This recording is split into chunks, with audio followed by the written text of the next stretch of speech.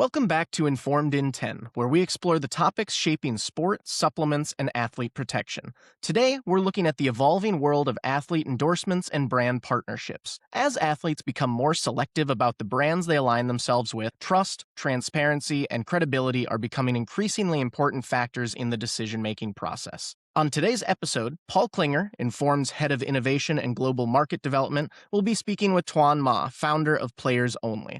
PlayersOnly is helping connect athletes, agents, and brands through its AI-powered platform, creating new opportunities while helping stakeholders navigate an increasingly complex market. In this episode, we'll explore how athlete-brand partnerships are evolving, the role technology is playing in connecting the right people, and why signals such as third-party certification are becoming increasingly important in helping brands stand out.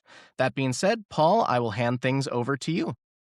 Great. Thank you, Zach. And thank you, Tuan. Thank you for joining us today. I know you're extremely busy, but I think this topic is very, very timely in terms of, what you guys do, how it relates to NIL, collegiate sports, professional sports for that matter, especially going into the summer and the off season, going into the season.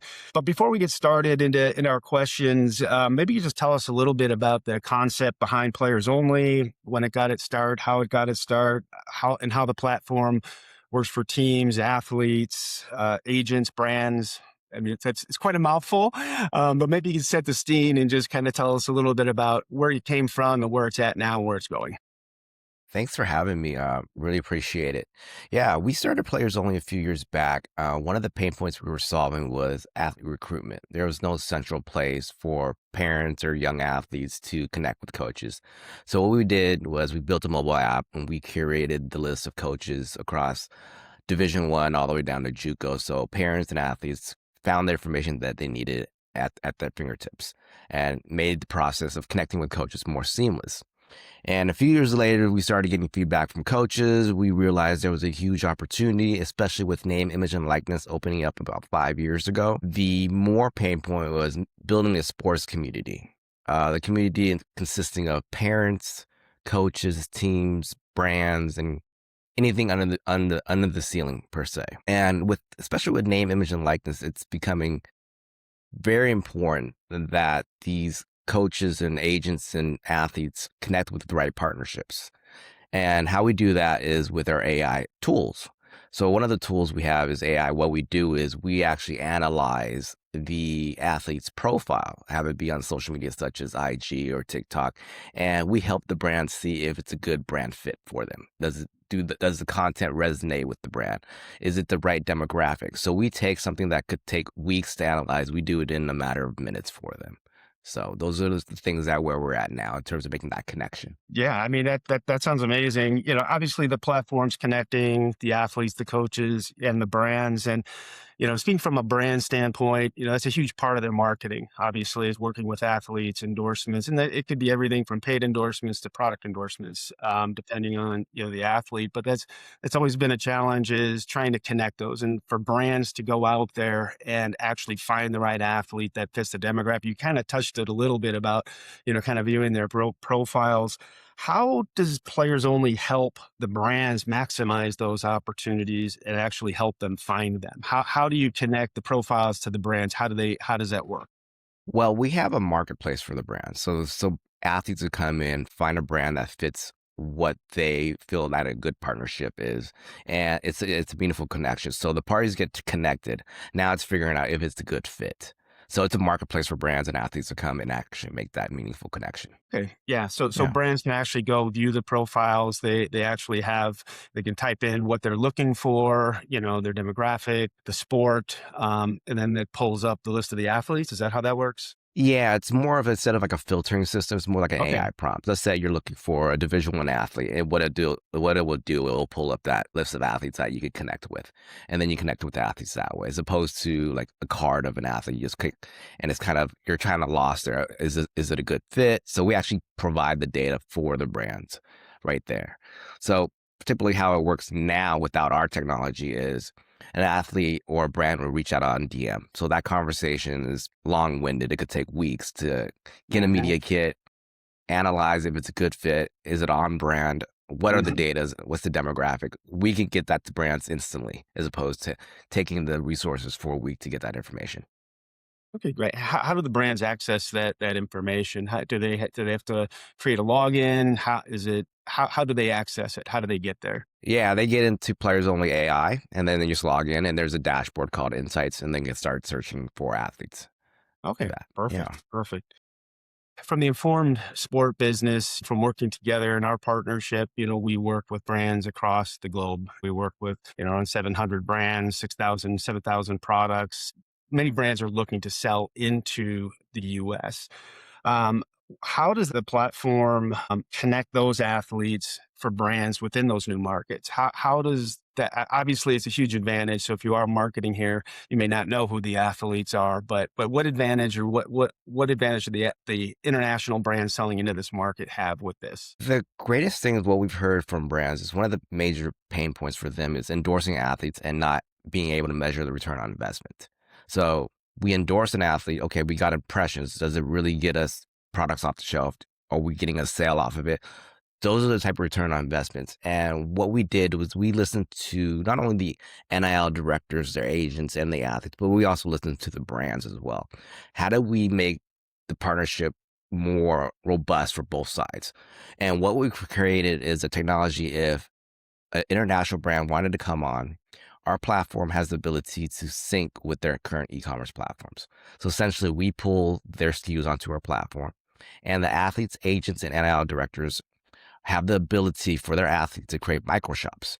So these are storefronts of the athletes endorsing products. And what we've heard from athletes and their agents is like, we don't want to do the traditional affiliate marketing or ambassador program because we don't like the affiliate code. We don't want to do those redirect links. So how our platform works is when they link up, they create these micro stores. So essentially, a consumer or their fans can actually just tap and buy. So it removes the coupon code, the promo code, and it removes the redirect, which is the friction point. So essentially, it's more organic content. So it's a product. It could be a product that the athlete already loves and uses. So now they're building content saying, "This is I'm getting ready in the morning. I'm using this product. I'm just showing it." And now they just have an organic link in their content or their bio, and the consumer or the user is like, "Oh, that's pretty interesting. Let me look at it." Now I can tap to buy. So the friction's removed there. And it's easy for international companies to get into a market and test the waters that way. Yeah, yeah. I mean, because it's not just about connecting athletes and the brands and endorsement opportunities. It actually is giving a sales channel to sell and market their products through. And that's Sync Sport. That's the e-commerce module that you're Yes, speaking of. the Mhm. Sync Sport module is more B2B, but the players only has it's called the MVP bio. So that's essentially a micro shop for the athletes or teams. It could be a great way, especially with the hydration market exploding. It's a great way to help youth programs too to fundraise. So if you have a hydration product, it could be a great platform to Mhm. use as a vehicle or a channel to do fundraising, is what we found out. Yeah, yeah, and obviously it's not just international brands that have any brand has access to it, but from an international standpoint, I think that's also probably one of the challenges that they have is okay, it's getting into this market and trying to find those right partners, a platform that they can market, sell their products to the right demographic, and this gives them that visibility that they need. So, what criteria then do the brands need to join that platform? How do they get started if they want to sell through that sales module, that e-commerce module? Yeah, so what we do now is if it's a supplement brand, of course, we want to make sure it's certified. And then we also have an advisory board who are RDs. And we want to just make sure, though, that vertical is covered and is safe for all athletes and teams across the board. And we want to make sure it's a reputable brand and things like that. So those are the top criteria right now is getting certification and, of course, getting it through our advisory board. It's not just about facilitating introductions, right? For the brands, the athletes, the coaches. It's really about developing and identifying stronger partnerships and those opportunities. So we talked about this before as far as building a community. So beyond Joe meet Bob, Bob meet Joe, work out the deal. We've done our job. It's more what opportunities is it and partnerships is it really creating between kind of pulling more of the community together, whether it's the coaches, the player, the brands. How does that work? So with brands, we all know that building a successful brand, it starts with community ambassadors and ambassadors who believe in the product and push it to their communities. So that's what Players Only entails, is the brand hopping on, building a community where they come back, and then having that ambassador channel of athletes and teams pushing the products. So those are the key areas that we feel that make a brand successful. And along with building the community, that brings long-term value, right? Repeat customers is what brands want. Like our tools, we have challenges, check-ins, and things like that. So that's what builds community, right? Because any athlete or any team wants to belong to a community. They want to believe in a brand, and the brand should be reciprocating that same feeling with the community. One of the challenges that we have with our business, or teams have for that matter, is athletes getting endorsement deals, potentially working with brands. Maybe their products haven't been tested, they're not certified. There's maybe not the knowledge or the education that's out there, and they potentially could be partnering up with a brand that that like I said isn't tested. And they could potentially use a product that fails a drug test. And I think that's really where our partnership that we've developed together is that, as far as developing a trust with brands or having the certified brands available, but also making sure that athletes are aware of that. And so, how are you seeing that from a player standpoint, a team standpoint, an agent standpoint? Are you seeing this through your modules becoming more important to make sure that, they're aligning themselves with an organization or partnership that is helping them prevent a doping violation? Yes. Great question. Great question. So through SyncSport, we created an AI tool that allowed to analyze NCAA banned substances. And truthfully, it's a thing that not a lot of people are aware of. So it's more important to educate RDs, agents, and athletes, especially with name, image, and likeness. So you're looking at athletes not only from college, but high school, juniors and seniors getting NIL deals. So it's more important to make sure that, they don't jeopardize their name, image, and likeness because they're testing for banned substances. And I think with the certification, it removes that guesswork. Right now, finding banned substances for the NCAA is kind of hard. It's a hit and miss right now. You can Google it, you can do a few things, but it could be gibberish to the common person saying, okay, what is that? Do I have to look at the label? I don't understand. I can't see it. It could be, the ingredients could be masked or whatever it may be. So if an agent and an athlete can see a certification saying it's clear, it's good to go, it reassures them and their team. Yeah. And obviously with things like that, what we see all the time is, you have the ingredients, but not all the ingredients may be declared, or you have contamination issues. And that's also with this is you're strongly recommending that they're only using Informed Sport certified products. I think that's a critical piece because you got to give them enough tools, one, to do their own homework. But then I think from our standpoint is kind of that last seal of approval that, yes, it's gone through everything. It's made in a high quality manufacturing facility. It's been tested, regularly tested, every single lot tested, and it gives them that security. Are you seeing athletes or agents approach this differently? Do you think they're finding that they're understanding it, the risks, and why they look to platforms like yourselves to essentially partner with the right players, the right people, brand? We are starting to see it. We had a couple of conversations with some NIL directors, and we had a couple of brands that we were bringing, and they were in the supplement category, and they asked, is it certified? And when we told them it is, and they're like, okay, we're good to go. So next steps. So that was one of their first questions. So they are becoming more aware. And also departments and locker rooms are saying only certified items can get into the locker rooms if it's not a fueling station items. So those are the first steps into getting a product into the locker rooms at the college level. Yeah. And speaking of that, we work with a number of universities, and we're seeing more and more that the universities, they're competing with other universities for recruitment. And NIL opportunities are critical because, they're trying to attract the best athletes. And if they think one school is going to give them a better opportunity to land an endorsement deal, they may go a different direction. And it's really complicated, that landscape. And that's where I feel like, with the platform between Players Only, the B2B one with Sync Sport that you also are a founder of, it really does that. It kind of brings everybody together, but with a partnership with Informed Sport, it now gives them an opportunity to, offer a way for athletes to reach the right brands safely where the tested products, the schools themselves are covered because they're not recommending a product or maybe exposing their athlete to a product that may not be tested or a banned substance. So I think these are the things from a partnership standpoint that make the most sense. And I think from your standpoint, you're working with more and more universities directly. Is that correct? Yes, yes. So through Sync Sport, we work with over 20 plus programs across the NCAA, pro leagues as well, NBA, Major League Baseball, and things like that. I think it's a great opportunity because if your product gets into the locker room, the athlete naturally uses the product. And then from there, that could lead to consumer endorsements, right? So now you're building not only your space in the locker room, now you're building consumer awareness as well through that athlete. So you're building that connection.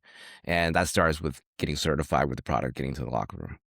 You mentioned professional sports, and this isn't just, we talked about NIL, so this isn't just for collegiate sports, whether that the NCAA down to the JUCO level. This is also for professional teams, and you are seeing that engagement with them as well. You're growing quite rapidly because the program's been around. How long has Players Only been around for? Players only been around for 3 years, and then we just launched our new community features this past 2 months. So we're starting with youth fundraising. In terms of Sync Sport, we started in February of this year, and we've already have 20 plus programs, 20 brands, with over 200 SKU products and growing. Right. Yeah. I mean, so from a platform standpoint, just a few months old, and you're already working with a good number of teams. And like I said, you and I talk on a regular basis, and it's growing every week, which Yes. is great. So looking ahead, how do you see the technology evolving between AI, our certification programs, how we creating a stronger athlete endorsement ecosystem, if you will? I think AI is going to take a lot of the monotonous work out, the initial touch points, and just filtering out non-meaningful connections. Because the first thing is you want to make sure the athlete and brands have a meaningful connection and it's on brand. Does the message from the athlete fit with the brand? And does it hit their target demographic? That's the area you want to make sure that connection fits. Because if you get that fit, the partnership organically grows. Yeah. And I think we also had touched on this another time, but people aren't sitting in front of computers anymore. They're sitting in front of their smartphones. And I think that's also where this type of platform really touches on where people are, not where they used to be. Is that correct? Just for brands, I know e-commerce hasn't changed much. From Shopify stores, you get this storefront. And for a user to go there and purchase it, there's still a friction point in terms of doing it on a mobile device. So the microshop literally removes that friction. So every athlete, every team will have this mobile connection. You don't have to download an app to purchase the product. And if you partner with an athlete, your hero SKUs or your top selling products are at the top of the fold. So when they click on a link by an athlete's microstore, the product is sitting right there where it takes the guesswork out for the consumers to see, I just saw this product on TikTok or IG on the athlete using it. I go to one page, so that's one press. I purchased the product, one press. So now you're able to Apple and Google Pay out. So you can check out literally in 5 seconds for the product you just seen. So that's where it's going to change.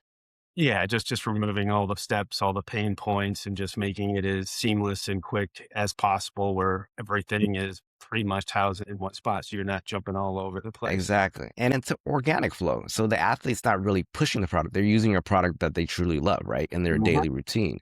So they're using it, creating organic content, and the consumer sees it, and they're like, okay, let me try this product. Click, click, done. Yeah, that's amazing. Many of our brands watch this podcast. If you're speaking to our brands, what message do you have for them? Well, we hope to help brands connect with athletes. We want to make sure their return on investment with athletes are there in terms of sales. And we do that through our technology, our MVP and Bio, which is the microshop. There are other companies that have their microshop, but they're still a friction point. It's redirected with promo codes. So we saw both pain points on both sides. Athletes don't want promo codes. Consumers don't want to be redirected 5 times just to purchase a product. And for brands, our onboarding process takes less than 5 minutes. So there's no extra lift on your end, and you capture the consumer's information as you would. You process the orders as you logistically would through your Shopify or e-commerce or any other platform out there. And we're platform agnostic, so we connect with 90% of the platforms out there. So there was not a heavy lift on your end. Wow, that's great. That's great. Well, we're obviously excited about our partnership and continuing to develop that partnership. And I think that this is a big advantage for our brands and really kind of expanding and reaching new markets, really leveraging the certification in ways that they maybe haven't before, what you're able to do and bring them together, bring all the people within the community together and make those introductions. I think that this is a pretty powerful platform, and you guys have done an amazing job. So with that, Tuan, I want to thank you again for your time today. I know you're extremely busy, and we look forward to seeing your business grow. Great. Thank you very much for having me. Thanks, Tuan. Thanks, Paul. Thank you for joining us for this month's episode of Informed in 10. If you want to take a deeper dive into any of the Informed certification programs or today's guest, please visit the Informed website at wetestyoutrust.com. As always, make sure to subscribe to Informed in 10 on Apple Podcasts, Spotify, and YouTube so you don't miss our next episode. Thanks for listening, and catch you next time.